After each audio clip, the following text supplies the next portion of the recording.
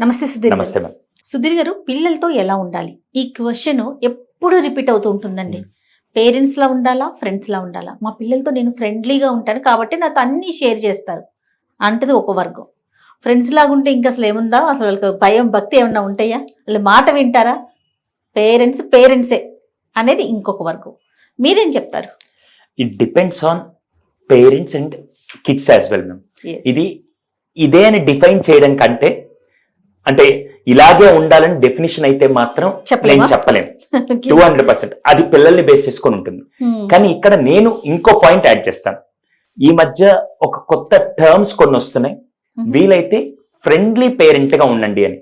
Friendly parent right. ఎందుకో చెప్తాను. Friend గానే ఉంటే మన తల మీద ఎక్కి డాన్స్ చేస్తారు, ఇంకా హద్దులు మీరిపోతారు, ఇది అని చెప్పి ఫ్రెండ్లీగా ఉంటారని కొంతమంది అంటారు. మీరు అన్నట్టే పేరెంట్ గా ఉంటే ఈ స్ట్రిక్ట్ గా ఉంటాడు, ఇంకా మొత్తం షేర్ చేసుకోండి కొంతమంది అంటారు. ఫ్రెండ్లీ పేరెంట్ అంటే ఏంటంటే, ఫ్రెండ్ ఏం చేస్తాడు, మీరు ఏదైనా చెప్పంగానే వెంటనే అవునా మా అలా జరిగిందా, ఓకేలే ఏం కాదు, చెల్తా లైట్ రారా చూసుకున్న తర్వాత ఏముంది అని, నేను ఏదైతే ఒక ప్రాబ్లం అనుకుంటున్నానో, నేను తప్పు చేసినా రైట్ చేసినా నన్ను జడ్జ్ చేయకుండా నేను చెప్పేది వినేవాడు ఫ్రెండ్. ఆ టైంలో నన్ను జడ్జ్ చేయడు, ఎందుకంటే ఇలా చేస్తావు అనుకున్నాను, ఇలాంటి పనికి మనం పని చేస్తావు ఏమండవు, జస్ట్ వాడిని ఒరే నీకు అలా అనిపించింది నాకు కూడా అలాగే అనిపించింది అని చెప్పి, అంటే నా ఎమోషన్ ని అదే ఫ్రీక్వెన్సీలో ఉండి విని అర్థం చేసుకొని నేను ఎలా రియాక్ట్ అవుతానో, నేను ఎలా రెస్పాండ్ అవుతానో అలాగే ఆలోచించి నా ఫ్రీక్వెన్సీకి మ్యాచ్ అయ్యే వ్యక్తుల్ని ఫ్రెండ్స్ అంటాను. ఇలా పేరెంట్ కనుక కంప్లీట్ గా ఫ్రెండ్ లాగా ఉండిపోతే ఎక్కడో 100%లో ఒక 10% మాత్రం పిల్లలతో బాగుండి, పిల్లలు కూడా దానికి అంతే ఈజీగా లైన్ దాటకుండా వాల్యూస్ ఇచ్చే వాళ్ళు కొంతమంది ఉంటే, మిగతా 90% మాత్రం ఇంకా దొరికారులో ఇళ్ళకి ఎట్ట కావాలంటే అట్లా చెప్పేసి చేసుకోవచ్చు అని చెప్పే విధంగా ఉండిపోతారు. ఇటుపక్క పేరెంట్కి వచ్చేసరికి కొంతమంది అంటే లేదు పేరెంట్స్ స్ట్రిక్ట్ గానే ఉండాలి, అసలు ఏం చేయకూడదు అని చెప్పి అసలు పూర్తిగా కనెక్షన్ డిస్కనెక్ట్ అయిపోయిన పేరెంట్స్ కూడా చాలా మంది ఉంటారు. అందుకే ఇప్పుడు తీసుకొని వచ్చింది ఫ్రెండ్లీ పేరెంట్. ఇది ఒక టర్మ్ గా చెప్తున్నాను, ఇదేదో ఇలాగే ఉండాలని కూడా కాదు, ఇది మళ్ళీ వయసుకి తగ్గట్టుగా ఉంటుంది. మీరు చెప్పేది ఎలా ఉందంటే నాకు మధ్య మార్గం, అంతే, ఇటు కాదు అటు కాదు, ఇద్దరిని కలిపి జాగ్రత్తగా బ్యాలెన్స్ చేస్తూ. ఎలా అంటే, ఫ్రెండ్ అంటే లిజనింగ్, ఫ్రెండ్ అంటే అండర్స్టాండింగ్, పేరెంట్ వచ్చి గైడెన్స్. ఇవి రెండు కలిపి ఇవ్వగలిగితే దట్స్ రియల్లీ ఫెంటాస్టిక్. ఫ్రెండ్ అంటే అర్థం చేసుకోవడం. ఇప్పుడు పిల్లలు ఏదైనా చెప్పే, పిల్లలు ఫస్ట్ నిజంగా చెప్పాలంటే ఏదైనా తప్పు చేసినప్పుడు వేరే వాళ్ళు వచ్చి నీ కొడుకు ఇలా చేశాడు, నీ కూతురు ఇలా చేసింది అని చెప్పేదానికంటే, కొడుకో కూతురో ఇంటికి వచ్చి నన్న పొరపాటుని ఈరోజు ఇది తప్పు చేశాను, సారీ నన్న ఇంకెప్పుడు చేయనని చెప్పంటే, ఈ రెండిట్లో ఏది ఆ తండ్రికో తల్లికో ఆనందం కలిగిస్తుంది? పిల్లలే వచ్చి చెప్తే. ఇలా ఫస్ట్ చేసే విధంగా ఫ్రెండ్లీగా ఉండాలి. అంటే ఓకే నేను ఏదైనా పొరపాటు చేసి వచ్చి చెప్తే ఫస్ట్ నన్ను అర్థం చేసుకొని దాన్ని ఎలా కవర్ చేయాలి, దాన్ని ఎలా ఓవర్కమ్ చేయాలి, దాన్ని ఎలా హ్యాండిల్ చేయాలో మా పేరెంట్స్ నాకు చెప్తారనే నమ్మకం వాళ్ళకి రావాలి. అది ఎప్పుడు వస్తుంది? వాళ్ళు చెప్పే విషయాన్ని నేను పూర్తిగా అర్థం చేసుకొని నేను వెంటనే సమాధానం రియాక్షన్లో ఇవ్వకుండా దాన్ని వాళ్ళు ఆలోచింపజేసే విధంగా చేయడాన్ని ఫ్రెండ్షిప్ అంటారు. సో ఇక్కడ ఒక ఫ్రెండ్ లాగా ఉండండి, వాళ్ళతో వీలైనంత వరకు అండర్స్టాండింగ్ చేసుకుంటూ కనెక్షన్ పెంచుకుంటూ ఇలా ఉండండి. సెకండ్ పార్ట్ గైడెన్స్కి వచ్చేసరికి నీట్గా గైడ్ చేయండి. ఎలా అంటే, ఓ నువ్వు మిస్టేక్ చేసావా, సర్లే వయసు ప్రభావం అప్పుడప్పుడు ఇలా జరుగుతూ ఉంటుంది, ఇప్పుడు దీన్ని ఎలా ఓవర్కమ్ చేయాలనుకుంటున్నా, నీ దగ్గర అసలు ఏమో ఆలోచన ఒకసారి చెప్పు, ఇదే సమస్య వచ్చినప్పుడు నువ్వైతే ఎలా హ్యాండిల్ చేస్తావు నాకు చెప్పు. ఒకవేళ నీకు స్టిల్ నాకు మైండ్ పనిచేయట్లేదు, నాకు ఏం చేయాలి అర్థం కావట్లేదు అంటే, నేనేమన్నా ఐడియాస్ ఇవ్వమంటే నేను ఇస్తాను, కానీ ప్రాబ్లం నువ్వే సాల్వ్ చేసుకోవాలి. నీకు ఎక్కడైనా, ఎందుకంటే కొన్నిసార్లు ఏంటంటే ఎప్పుడైనా సడన్ గా మనకి భయం వేసినప్పుడు లేకుంటే ఏదైనా జరిగినప్పుడు మైండ్ వెంటనే సడన్ గా మీరు వెళ్తున్నా మ్యామ్ రోడ్డు దాటినప్పుడు కారు ఇలా రాగానే వెంటనే ఒక్కసారి స్టక్ అయిపోతాం. ఆ టైంలో మనకు బ్రెయిన్ ఏం పనిచేయదు, ఒక్క సెకండ్ ఫ్రీజ్ అయిపోతాం. అలా నీకు ఈ సమస్య వచ్చినప్పుడు నువ్వు ఫ్రీజ్ అయిపోయి ఉంటావు. కొన్నిసార్లు నువ్వు అవుట్ ఆఫ్ బాక్స్ వచ్చి కూడా ఆలోచించలేకపోవచ్చు. ఈ రోజు ఒక తండ్రిగా నాకు కొద్దిగా ఎక్స్పీరియన్స్ ఉంది కాబట్టి ఎక్కడైనా నాకుండే ఆలోచన నీకు సొల్యూషన్ అవ్వచ్చు. ఇప్పుడు ఏం చేస్తున్నాను, నీ కోణంలో నువ్వు ఆలోచించు, ఒకవేళ స్టిల్ కావాలంటే నేను సపోర్ట్ చేస్తాను అని ఒక గైడెన్స్ ఇస్తే అప్పుడు ఏమవుతుందంటే ఫ్రెండ్లీ పేరెంట్. అంటే ఇక్కడ ఫ్రెండ్ గా నేను అర్థం చేసుకుంటున్నాను, పేరెంట్ గా గైడ్ చేస్తున్నాను. ఈ రెండు కనుక మ్యూచువల్ గా బ్యాలెన్స్ చేస్తే అప్పుడు వీడికి ఎమోషన్స్ వెంట్ అవుట్ చేయడానికి చాలా ఈజీగా ఉంటుంది. లేకుంటే వచ్చి కూర్చొని వాట్సాప్లో స్టేటస్లు పెట్టుకుంటూ, ఫేస్బుక్ లో స్టేటస్ పెట్టుకొని, ఇన్స్టాగ్రామ్ లో స్టేటస్ పెట్టుకొని నేను లోన్లీగా ఉన్నానని చెప్పి అక్కడ బతికేయడం దానికంటే, ప్లస్ రూమ్ లోకి వెళ్ళి తలుపేసుకొని గెడేసుకొని నేను ఎవరి దగ్గరికి రాను, నేను ఇక్కడే ఉండిపోతానని చెప్పి ఏకాకిలాగా బతికేసాడని కంటే, మూడోది గ్యాడ్జెట్స్ తోనో లేకుంటే వస్తువులతో మాట్లాడుతూ వస్తువులతో బ్రతికే కాలం లాగా ఉండకుండా ఉండాలంటే ఇక్కడ ఫ్రెండ్ కావాలి. ఇక్కడ పేరెంట్ ఏం కావాలంటే ఏదైనా చెప్దామంటే ఈయన అర్థం చేసుకోడు, ఈయన తిడతాడు ఇలా చెప్పి నీకు దూరం అయ్యేదానికంటే, నా తండ్రి ఉన్నాడు కానీ ఏదైనా కావాలంటే ఆ వస్తువులు అడగడానికి తప్ప నాకు ఎప్పుడు మనస్ఫూర్తిగా కూర్చొని పక్కన గైడెన్స్ ఇచ్చే విధంగా లేడు అనే ఈ పొజిషన్ లో ఉండడం కంటే మీరు అక్కడ ఉండాల్సింది ఒక గైడెన్స్ ఇచ్చే పర్సన్ లాగా ఉండాలి. ఇలా చేయడం కంటే మీరు కనెక్షన్ పెంచుకోండి. కనెక్షన్ పెంచేది పేరెంట్, అర్థం చేసుకునేది ఫ్రెండ్. ఈ రెండు అవ్వాలి అంటారు. అంతే.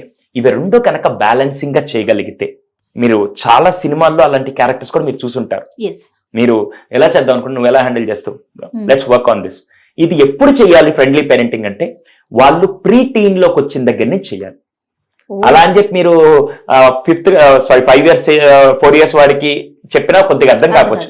ప్రీ టీన్ లోకి వచ్చినప్పుడు వాళ్ళు ఎప్పుడైతే ఎదుగుతుంటారో ఎమోషనల్ గా, బాడీలు చేంజెస్ ఇవన్నీ జరుగుతుంటాయి, ఆ టైంలో ఇవి చెప్తూ ఉంటే ఆ టైంలో వాళ్ళకి ఎమోషన్స్ బ్యాలెన్స్ చేసుకోవడంలో కానీ, కోపం వ్యక్తపరచడంలో కానీ ఇలాంటి సమస్యలు వచ్చినప్పుడు ఈయనైతే నా దగ్గర కరెక్ట్ గైడెన్స్ ఇస్తారు, ఒకసారి ఇలా అడుగుదాం అనే విధంగా వాళ్ళకి మెచ్యూరిటీ ఎప్పుడు వస్తుంది ఆ టైంలో. అందుకే చాలా మంది చెప్తారు 5 ఏళ్ల లోపల కొద్దిగా బుజ్జగిస్తూ చూసినా పర్లేదు, తర్వాత కొద్దిగా డిసిప్లిన్ నేర్పించి దాని తర్వాత ఒక ఫ్రెండ్లీగా ఉండాలని ఒక ఫేజెస్ చెప్తారు. ఇక్కడ నేను చెప్పేది ప్రీ టీన్కి వచ్చిన దగ్గర నుంచి వాళ్ళు అక్కడే పొరపాట్లు జరిగేది ఉంటుంది కాబట్టి ఆ టైంలో పొరపాట్లు చేయాలని ఆలోచన వచ్చినప్పుడు కూడా నేరుగా చెప్పి నాకు ఇలా అనిపిస్తుంది, ఏం చేయాలి, ఎలా చేయొచ్చు, నాకు నీ సలహా చెప్పు, ఐ విల్ హ్యాండిల్ అనే విధంగా ఉన్నాడంటే దిస్ రైట్ పేరెంటింగ్. రైట్ సుధీర్జీ. ఇక్కడ మిమ్మల్ని నేను ఒక క్వశ్చన్ అడుగుతాను. మీ పేరెంట్స్ అంటే స్టిల్ ఇప్పటికీ మీకు భయం ఉందా లేదా? 200%. మా అమ్మ ఇప్పటికీ అసలు మా అమ్మకి ఫోన్ చేయాలంటే నాకు భయం. అప్పుడప్పుడు కొన్నిసార్లు ఎరా ఇన్ని రోజులు అయిపోయింది చేయవని నన్ను తిట్టిన ఇప్పటికీ తిడుతుంది. ఏం కాదు, అమ్మ తిడతదేమో అన్న భయం ఇప్పటికీ ఉంది కదా.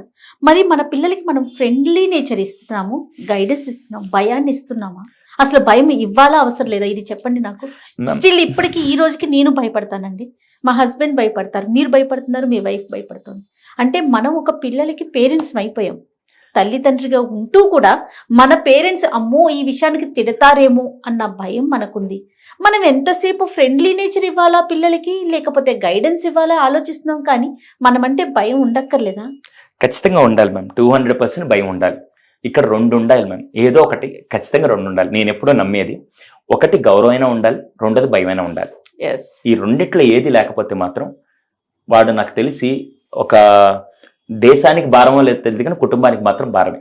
అది ఇక్కడ ఫ్రెండ్లీ అనే దాంట్లో నా మీద గౌరవం, ప్రేమ పెంచుకుంటున్నాను వీలైనంత వరకు. ఇక్కడ భయం ఎందుకు పెట్టట్లేదంటే, వెరాస్ ఈ జెన్ ఆల్ఫాలో మ్యామ్ ఇంతకుముందు బెల్ట్ తో కొడితే నేనైతే కొట్టించుకున్నా ఒకసారి, నాకు ఇప్పటికీ బాగా గుర్తు. ఒకసారి చిన్నప్పుడు 4th క్లాస్ లో నేను మా నాన్నది పళ్ళ వ్యాపారం, గల్లా పెట్టి అంటాం అప్పుడు, ఆ బాక్స్ మనీ వేసుకునే బాక్స్, ఆ బాక్స్ లో నేను ₹1 తీసాను. అప్పుడు మా నాన్న తెలిసి బెల్ట్ తీసుకొని కొట్టాడు. అసలు ఇప్పటిదాకా మీరు 10 కోట్లు తీసుకొని పెట్టినా కూడా ₹1 కూడా తాకను నేను. ఆ రోజు నా తండ్రి కొట్టింది ఇప్పటిదాకా నేను మర్చిపోను. అవునా?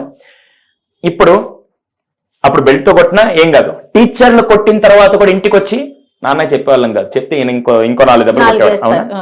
ఇప్పుడు టీచర్ కొట్టబల్లే, టీచర్ ఏమనక ముందే మనమే వెళ్ళి ఏం మా వాడిని సీరియస్ గా చూసారంటే ఏంటంటే మీ వాడు ఇది సీరియస్ గా చూసారు అనేది ఒక కంప్లైంట్. మనం అలా మనం రివర్స్ లోకి వెళ్ళిపోతున్నాం. కానీ ఇప్పటికీ చాలా మంది, కొంతమంది తల్లులు వచ్చి అంటారు మా వాడిని మొన్న కొట్టానండి, కొడితే వాడు దారికి వస్తున్నాడు కొన్నిసార్లు. అందుకే ఒక్కటే చేయాలని రూల్ ఏం లేదు. ఇది కూడా నేను చెప్తాను.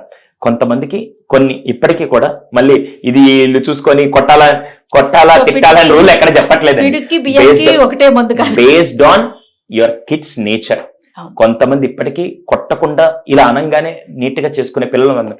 కొంతమందికి కొద్దిగా భయం పెడితే చక్కగా నిలబడే వాళ్ళు కొంతమంది ఉంటారు. అందుకే ఒక పెద్ద ఆయన చెప్తూ ఉంటారు నాకు, మా ప్రొఫెసర్ ఆయన, చెట్టు ఇలా పెరుగుతున్నప్పుడు చెట్టు పడిపోకుండా కర్ర పెడతారు. ఆ రోజుల్లో ఆ బెత్తం ఉంది కాబట్టి మనందరం సమాజంలో ఆ విలువలతో ఇలా ఉన్నామంటే కారణం, సంస్కారవంతంగా ఇంత గౌరవంగా ఉన్నామంటే కారణం ఆ రోజు ఆ బెత్తం అనే భయంతో ఈరోజు ఇలా ఉన్నాం. ఈరోజు ఆ బెత్తం అనే భయం లేకే కొంత వయసు దాటిన తర్వాత పోలీసు వాళ్ళ లాఠీల వల్ల భయం తెచ్చుకోవాల్సి వస్తుంది. yes. లేకపోతే అసలు పిల్లల్ని ఎలా పెంచాలి అనే దాని గురించి డిస్కషన్స్ ఏంటి అంతే. సుధీర్జీ? Serious చెప్పండి. గా. నేను అడగటం ఏంటి, మీరు చెప్పటం ఏంటి? 200%. గంపెడి సంతానం కనేవాళ్ళు కదండి, ఎలా పెంచేసేవాళ్ళు, ఎలా పెరిగిపోయేవారు, కానీ రోజులు చూడండి ఎలా అయినాయో. అంటే వీటి గురించి మాట్లాడుకోవాల్సిన పరిస్థితి నిజంగా వచ్చింది. అంటే మార్పు దాంట్లో మంచి మార్పు కంటే ఆహా. వీళ్ళని తప్పుదోవ పట్టించే మార్పులు చాలా వచ్చేసరికి వచ్చేసినాయి కాబట్టి వాళ్ళని సరైన మార్గంలో తీసుకెళ్ళడానికి ఇటువంటివి ఇప్పుడు అవసరం నాకు. రైట్, అందులో భాగమేనేమో బహుశా పేరెంట్స్ parents అలా అలా. తీసుకురావడానికి కూడా కారణం ఏంటంటే ఇన్ని ఇబ్బందుల మధ్య, ఇన్ని బిహేవియర్స్ మధ్య, ఇన్ని చేంజెస్ మధ్య ఆ పిల్లల్ని ప్రతి తల్లిదండ్రులు కోరుకునేది వాళ్ళ గొప్ప వ్యక్తిత్వంతో పెంచాలని. అవును. ఆ వ్యక్తిత్వమే మనం ఇవ్వలేకపోతున్నాం కాబట్టి పేరెంట్స్ అలా వచ్చి ఆ వ్యక్తిత్వాన్ని పిల్లలకు అందించడానికి ఈ 8 నెలల ప్రోగ్రామ్ లో పేరెంట్స్ కి ఎప్పటికప్పుడు సలహాలు ఇస్తూ, పేరెంట్స్ కి ఎప్పటికప్పుడు సూచనలు ఇస్తూ, పేరెంట్స్ కి ఎప్పటికప్పుడు మార్గనిర్దేశకం చేస్తూ వాళ్ళ ఆలోచన విధానం మార్చడానికి ఈ పేరెంట్స్ చాలా. సూపర్ అండి, సూపర్. రైట్ అండి. Thank you.